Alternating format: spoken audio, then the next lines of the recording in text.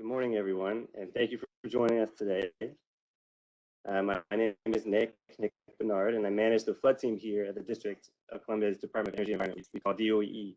Our work would not be possible without the close collaboration of our partners at DC Water, District's Homeland Security and Emergency Management Agency, the Army Corps of Engineers, and the DC Silver Jackets team. So those partnerships were instrumental in making this entire week happen, and actually our flood risk management, throughout the years. So special thanks to all those to help make this happen.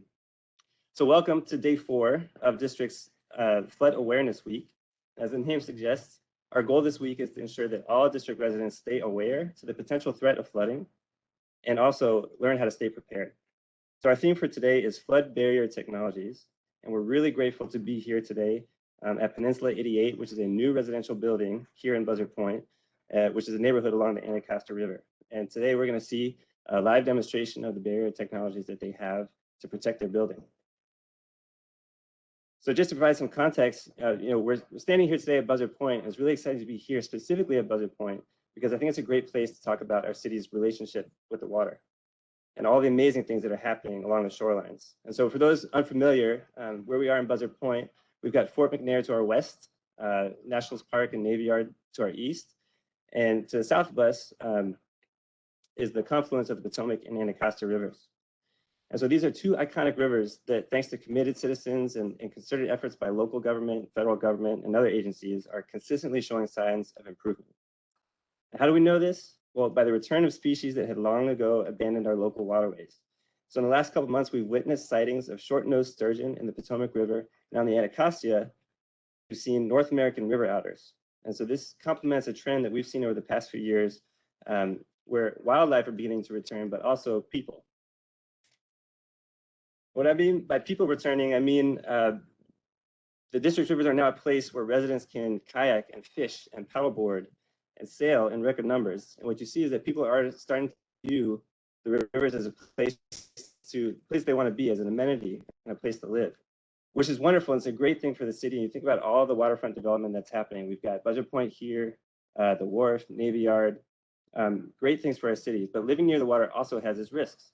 And it's been a long time since we've had a major flood that overtopped the banks of the Potomac and Anacostia, but the risk is still here. In fact, where I'm standing today is in what we call the 100-year floodplain, which means that every year there's a 1% chance of being flooded right here at this location. And that's simply the nature of living near the water. But the good news is we know the risk, and DOEE has regulations in place to help new buildings be designed and constructed in a way that will protect people and property from flooding if it happens. And at DOE, my team reviews the development plans for every building that is in a floodplain.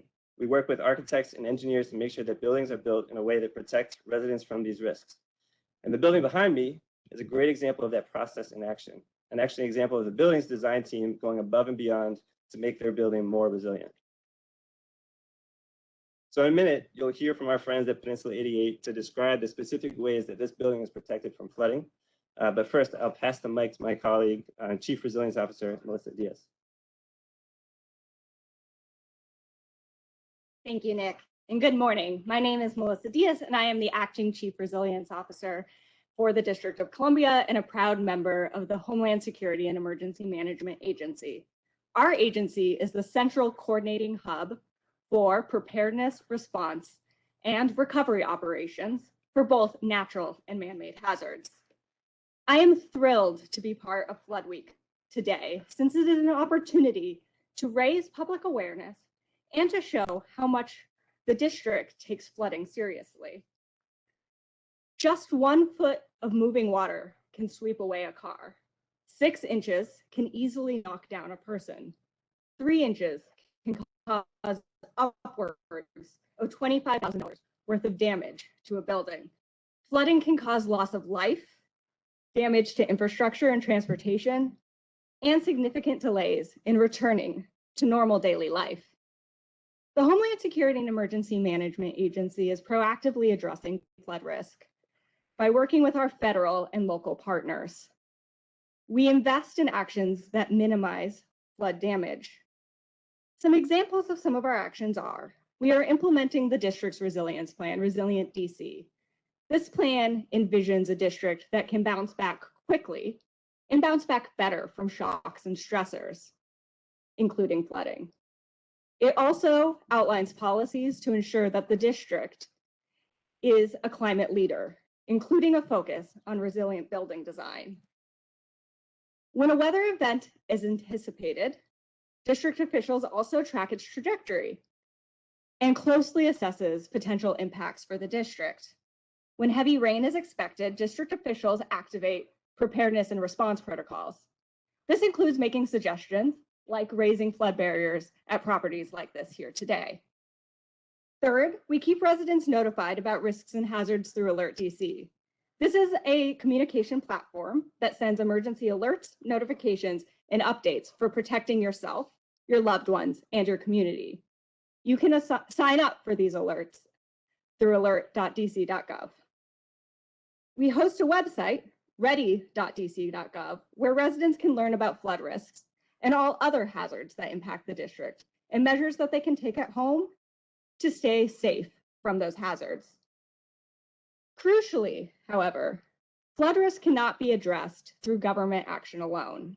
We're hosting this event at Peninsula 88 because it is an example of the exact kind of private sector action that we need. As Nick mentioned, this location is at the confluence of the Anacostia and Potomac rivers. This location will flood. Climate change means that flooding is going to become more severe and more frequent. We're heartened to see that this property chose to protect itself above the regulatory requirements. They understand that flood risk is real and growing. This is an important step towards making a more resilient DC and towards ensuring that the district can thrive in the face of change. So with that, I'm going to pass it to the Homeowners Association, Pradeep. Thank you, Melissa. Thank you all for being here today.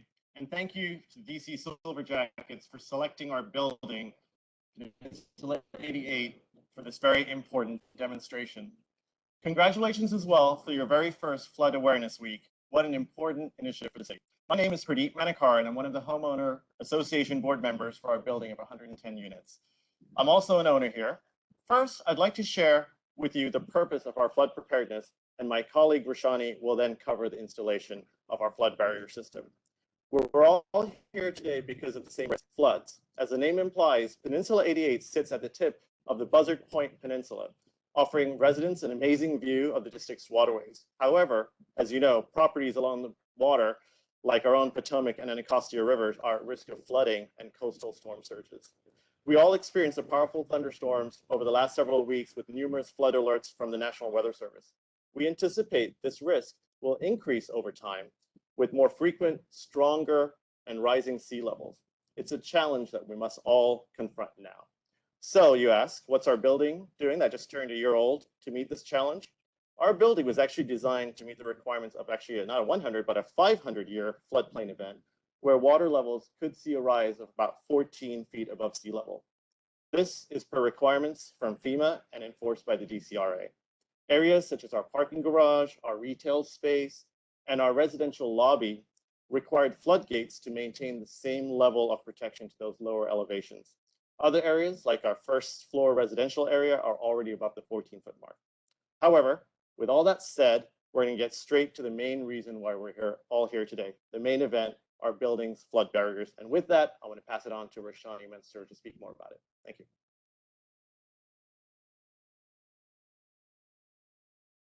Thanks, Pradeep. Hi, everyone. My name is Rashani Mansour, and like Pradeep, I am a director on the Homeowners Association board, as well as an owner here at Peninsula 88. So we're going to talk about the flood mitigation mechanisms that we have here at our building. And the first one is what you see behind me, our barrier here at our main entrance. We have a smaller one that sits at a side entrance at our building as well. All of this equipment is stored right behind me in our flood control room, so it's ready for easy access for whenever we need it. So what we do is we take these metal posts and we fasten them to metal plates that are already embedded in our concrete right here. And then, as Aaron and Chris are going to demonstrate, we take these barrier plates and create a watertight barrier so water cannot enter into our building.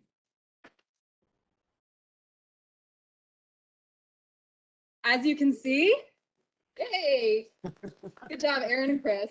as you can see, we manually deploy this barrier, and we've practiced this as management and as an association, and it takes us about 30 minutes to put it together, well before the risk of any flooding event here at our building. Our second mechanism that we have is at the entrance of our underground parking garage. This is actually a passive barrier, so no need for manual deployment or any sort of actuators or mechanisms. There's a grate in front of the barrier, and as water rises and seeps into the grate, pressure builds, which will automatically deploy this barrier, preventing water from entering the underground part of our building, which is important. We believe that both of these mechanisms make our building resilient, not only to current, but future flood risks. Thank you so much to the DC Silver Jackets for selecting our building today. We're happy to host you here. I'm going to turn the mic over to our general manager, Aaron Tobin, who's going to give a couple more details about our building. Hi, I'm Erin Tobin. I'm the general manager for Peninsula 88, and I represent First Service Residential. First Service Residential keeps an eye on possible flooding through the National Weather Service, as well as the DC government and other agencies. In the event of an actual flood, management and maintenance will deploy the barriers that you see here manually. We also have the one that's automatic on the side.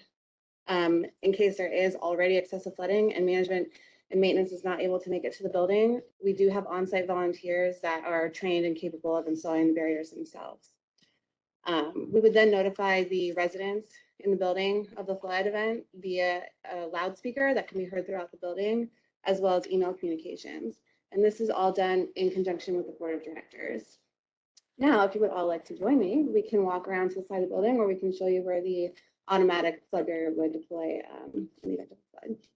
And we can also see any questions you have at that time. Wonderful. Well, ladies and gentlemen, those who've joined us online, if you'll give us a moment, we're going to wheel this around to the other side of the building so we can show you the passive flood barrier that they have, their parking garage. So just give us one moment to move to now the side of Peninsula 88, where we are with the building manager, Aaron Tobin. Aaron, you actually move a little bit over here. Get the sunshine in with you. And with that, I will hand over the microphone to Aaron Tobin to talk a little bit more about their passive flood barrier, their parking garage.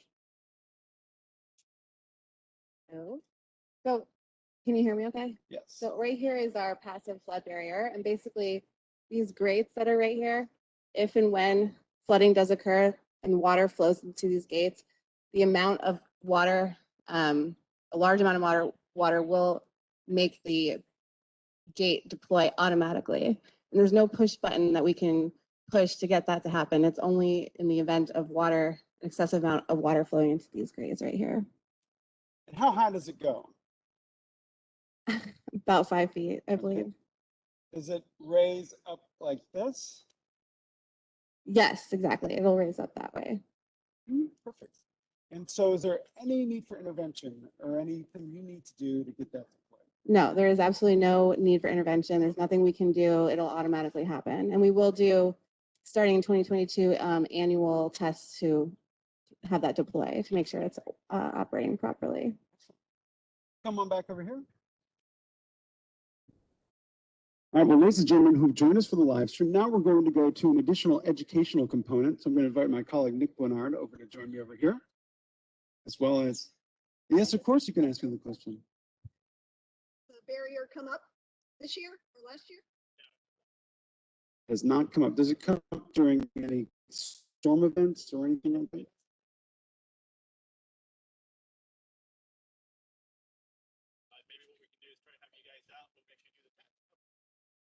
We actually haven't had enough water go through for it to actually be deployed, but what we can probably look to do is maybe have you guys out here when we actually do the deployment test. That will be probably great to experience. That'd be wonderful. Yeah. Any more questions? Come over here.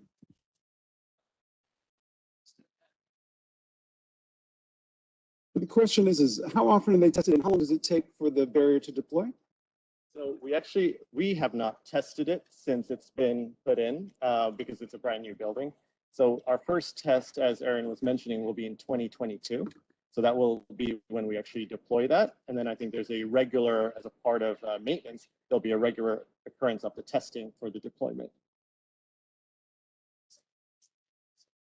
I think it comes, we go based on what the manufacturer suggests in terms of regulatory, in terms of how often it needs to be tested. Obviously, we want to make sure it deploys. And I was not here when it was kind of being built, but there's obviously certain guarantees and warranties we would look for from the manufacturer for that. How long does it take to deploy? I do not know the exact time. I know, but I'm assuming it's, probably fairly quickly as the water kind of goes in, since it is a passive system. We can get that information, but we believe enough time for it to not flood the garage and other areas of the building. Thank you. Any other questions from the crew on site? You've been very thorough. Thank you very much, Brent. Now, we do have one question that came in the chat box. And regarding this flood barrier, what weight can it withstand? And I think that's probably hard to quantify. I think it can withstand a lot of weight because it's going to be holding back up to 4 or 5 feet of floodwater. So, anyone want to quantify that? Tons? Yeah. Yeah. Lots of weight. So I hope that satisfied. And so we had another question come in the chat. How much is the cost for a flood barrier like this?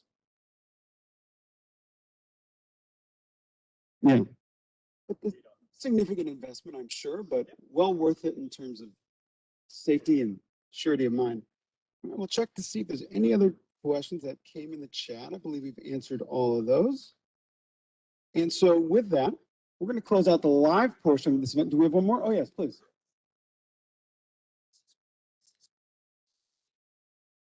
Yes.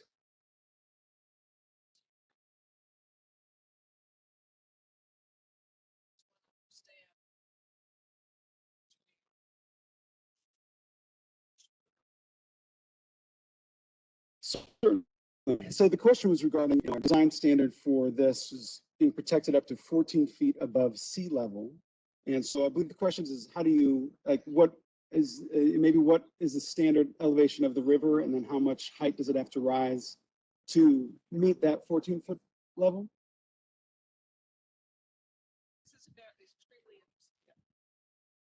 This is extremely interesting. So but everything around here, as many people pointed out, are at the same risk. All the properties are at the same risk. So the question, it feels like to me, is when this is not going to deploy until it comes up from the river. The river is already flooding. The river is at some, I don't know what level of rise from the water level. And so just sort of to have an understanding of that, of the combination of threat, it would be helpful. Sure, I can try and answer this. So if you kind of just look at the design of this building and you see kind of like the height of the concrete walls here, and then also think about the height of, where this gate would go. The building owners talked about it being the height of the 500-year elevation. So that elevation, it depends where you are on the river, so I can't give you an exact number, and we can certainly give you what that elevation is here. But essentially, as you add a couple feet to whatever the high tide mark is. So you add a couple feet, and that's the elevation that we expect to see in a 500-year flood. So really what we're saying is, if there is heavy rain somewhere in the Potomac River watershed, or if like a hurricane and a storm surge comes up the river, the water levels are going to rise. And so, they'll come over from the banks that we see on the shoreline here, and then, they'll stop at the protection levels that you see here at Peninsula 88. Great answer. Any other questions on site? All right, well, thank you so much for those questions. We're going to check the chat box real quick just to make sure nothing additional came in. And with that, we will conclude now the live portion of our event. And my colleague, Nick Bonard, and I, as well as Stacy Underwood from the U.S. Army Corps of Engineers, are now going to go through a presentation of additional flood barrier technologies that exist in the District of Columbia. So just give me 1 second here to pull up my screen. Okay. All right. Good morning, everyone. This is Stacy Underwood with the Army Corps of Engineers. And now that we've just seen the flood barriers at Peninsula 88, we're going to show several other flood barrier technologies being used in the district. I'll first talk about a flood barrier that's a part of the DC Potomac Park levee system that reduces flood risk to a large part of DC. Then I'll talk about some other smaller barrier systems that reduce flood risk to individual buildings.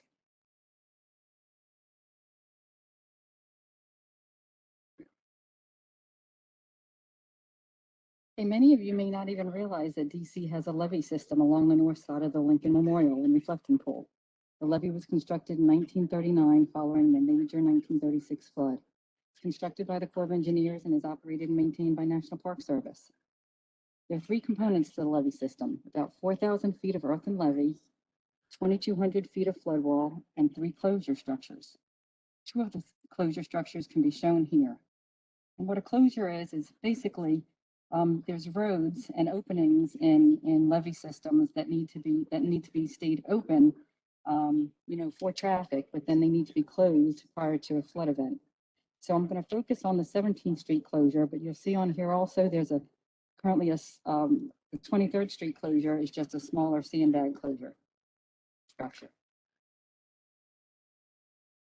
So this map here really shows the benefit of the levee. So without the components that I just talked about, the levee and the closures, the area in the orange would flood from a high flood event on the Potomac River, both from riverine flooding or from storm surge. But obviously the levee is only so high, so it's important for everyone to understand that there's still a residual risk if the flood is greater than what the levee can stand. All right, this slide actually shows what part of the levee system looks like. This is the view on the north side of the reflecting pool. It's really just a berm, looks like a landscape feature, and so a lot of folks don't even realize that it's part of the levee system.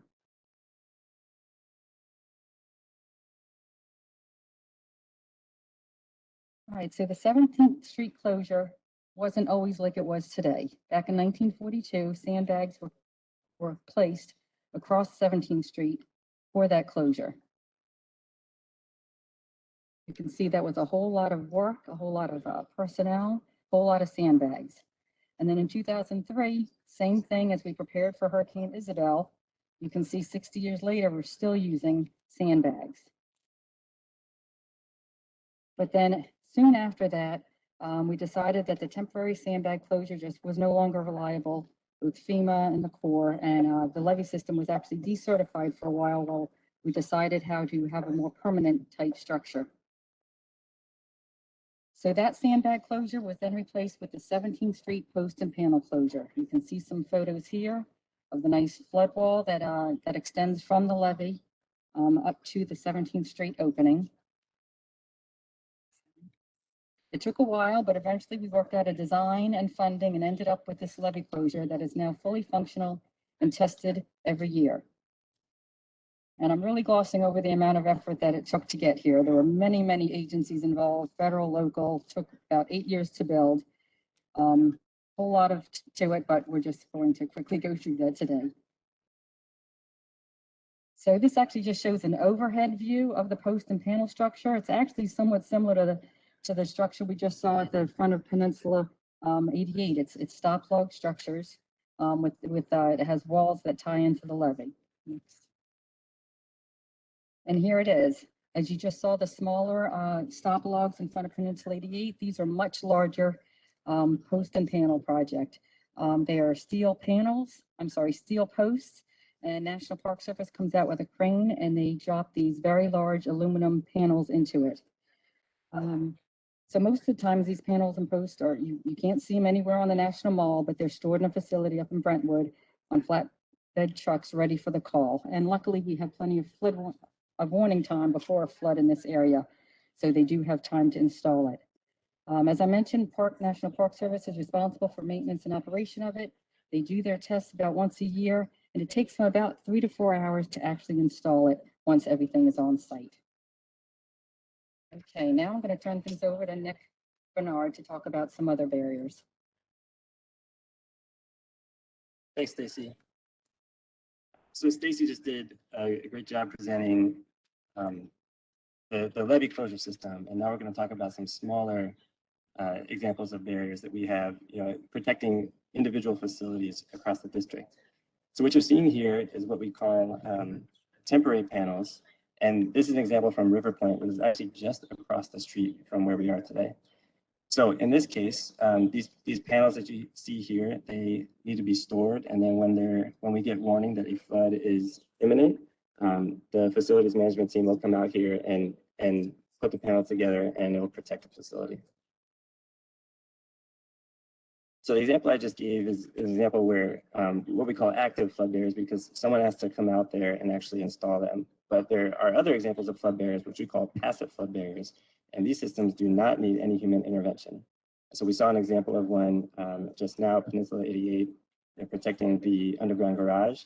But we also have an example of this at the National Archives, the building that stores the Declaration of Independence and the Magna Carta. They protect their facility with active flood barriers, passive flood barriers on 7th and 9th Street. And you can see here on the left image, that's what it looks like during a normal day. And it's on the right, it looks like when it deploys. And nobody needs to push a button. Nobody needs to get out there and do anything mechanical.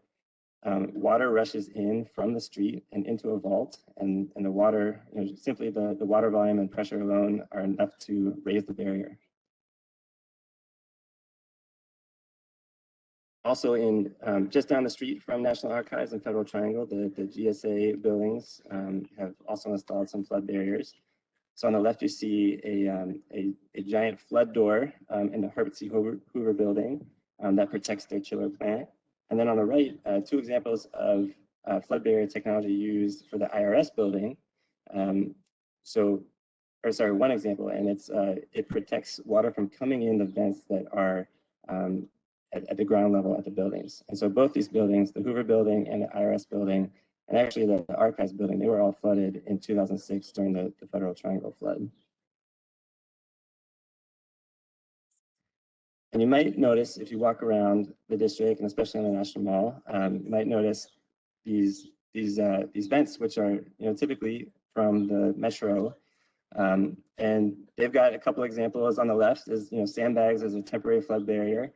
These are used in situations where they haven't constructed anything yet. And then on the right is an example of a raised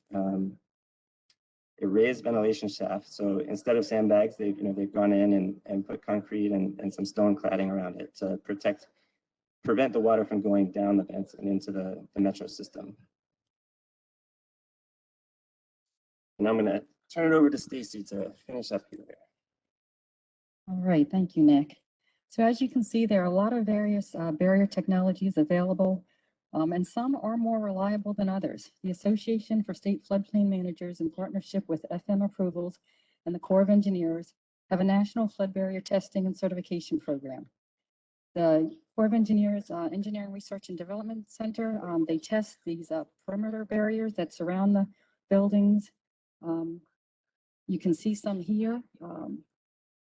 We've got the one that I guess we did show the panel type one to the left, the aqua fence, and on the bottom, but there's also like water filled tubes that you can see, tiger dams over to the right. They also test opening for barriers for doors and windows, similar to what we saw today at the stop log. So the Corps of Engineers just recommends that property owners, use technologies that have been tested and certified, and you can find these approved flood barriers at the website shown.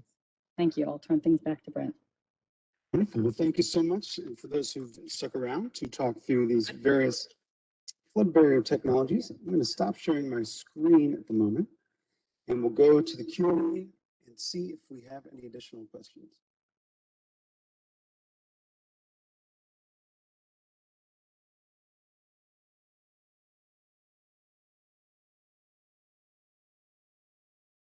And if you just give me some patience, there we go.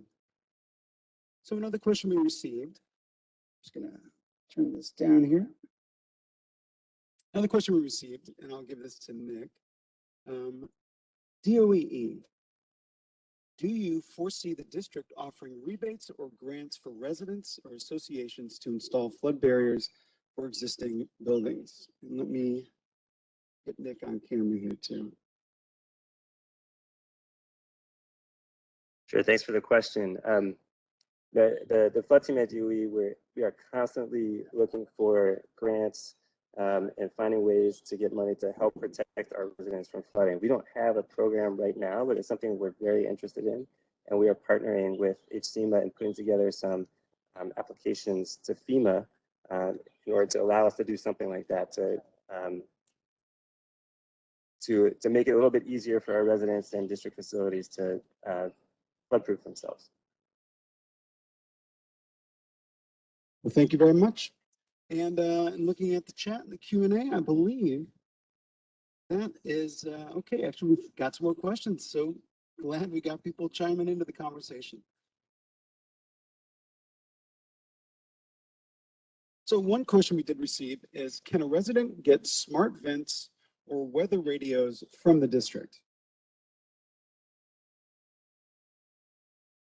At the moment, no, but that is something we're working on. And I would suggest if you're interested in that, if you could email us at flood.risk@dc.gov, and we will make sure we have your contact information down, and we can, if we're able to do that, we will contact you as soon as we can. Well, I believe that handles all the questions that we've received in the chat and also the Q&A section. So with that, I would like to thank those who have joined us online today for this third event as part of DC Flood Week. Please make sure to join us tonight at 4 o'clock for an event on flood insurance. Everything you need to know to get covered.